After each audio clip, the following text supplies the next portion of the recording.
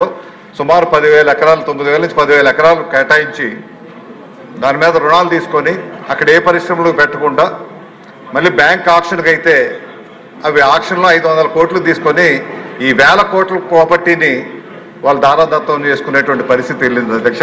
తర్వాత సబ్సిక్వెంట్గా గవర్నమెంట్ ఏదో నిర్ణయాలు తీసుకొని అవి రద్దు చేసే కార్యక్రమం చేసినట్టుందో అదేమిటో తెలియదు కానీ బట్ అటువంటి జరగకుండా చూడాల్సినటువంటి అవసరం ఎంత ఉంది అధ్యక్ష. దీంతో పాటు ల్యాండ్ లోజర్స్ ఎవరైతే ఉన్నారో పరిశ్రమలకి భూములు ఎవరైతే ఇచ్చున్నారో వారికి తప్పనిసరిగా అక్కడ ఉన్నటువంటి అవకాశాల ప్రకారంగా కనీసం నాన్ టెక్నికల్గా వారి అర్హత బట్టి ఆ ల్యాండ్ లోజర్స్కి ఉద్యోగాలు ఇచ్చేటువంటి అవకాశాన్ని కల్పించే విధంగా ఒక విధి విధానాలు రూపొందించాల్సినటువంటి అవసరం ఎంత ఉంది అధ్యక్ష. వారికి ఉద్యోగం రాదు, వారికి ఇచ్చినటువంటి తక్కువ ల్యాండ్ ఎక్విజిషన్ కాస్ట్ కూడా వాళ్ళు నెల సంవత్సరం 2 సంవత్సరాలు. సభ్యులకు మనవి, సైలెన్స్ ప్లీజ్.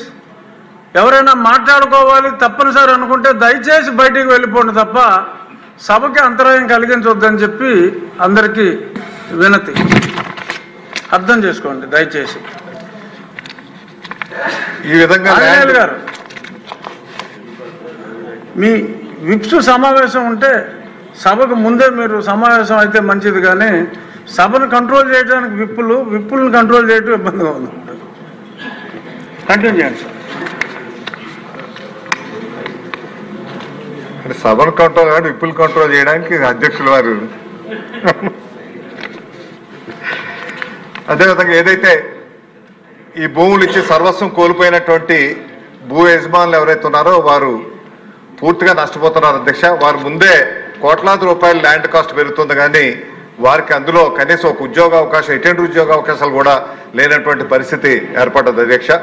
ఈ పరిస్థితి నుంచి సవరించాలంటే ఒక నిర్దిష్టమైనటువంటి విధి విధానాలు ఉండాల్సిన అవసరం ఉంది. వారికి ఎంప్లాయ్మెంట్ ఏ రకంగా ఇవ్వాలి, భూమి పోయిన ప్రతి కుటుంబం నుంచి ఒకరికైనా సరే అక్కడ ఉన్నటువంటి పరిశ్రమలో ఉద్యోగాలు ఇవ్వాలి.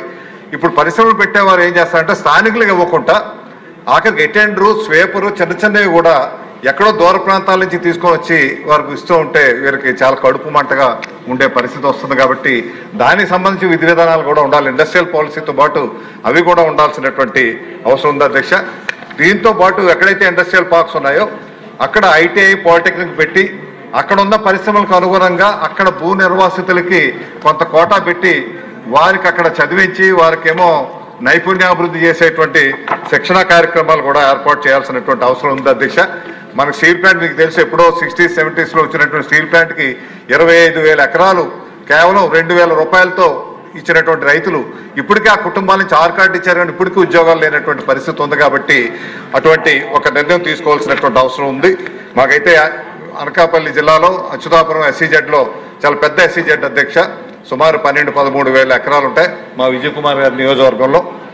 కానీ అక్కడ కూడా భూ నిర్వాసితులకి ఉద్యోగ అవకాశాలు లేనటువంటి పరిస్థితులు ఉన్నాయి అధ్యక్ష. కొత్తగా వచ్చేటువంటి నక్కపల్లిలో కానీ అందువల్ల వాళ్ళకి ఎంప్లాయ్మెంట్ జనరేషను, వారి స్కిల్ ఇంప్రూవ్మెంట్ ప్రత్యేకమైనటువంటి శ్రద్ధ తీసుకొని గవర్నమెంట్ ప్రోగ్రామ్స్ ఎట్టాగా ఉన్నాయి ఈ ప్రోగ్రామ్స్ వారికి ప్రత్యేకంగా వారికి రిజర్వేషన్ ఇచ్చి వారికి చేయాల్సినటువంటి అవసరం ఎంతైనా ఉందనేసి కోరుకుంటూ మన ఇండస్ట్రియల్ పాలసీలో మనకి నెల్లూరులో ఎట్టాగైతే ఇండస్ట్రియల్ క్లస్టర్ అటు చెన్నైకి దగ్గరగా ఉంటుందనేసి పెట్టాము.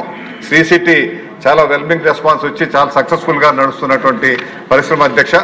అదేవిధంగా మీకు అనంతపూర్లో కూడా కారిడార్, డిఫెన్స్ కారిడార్ అని, ఎలక్ట్రానిక్ కారిడార్ అని, డ్రోన్ కారిడార్ అని వివిధ రకాలుగా అభివృద్ధి చేయాలని ఎట్టా అనుకుంటారు. అదేవిధంగా శ్రీకాకుళం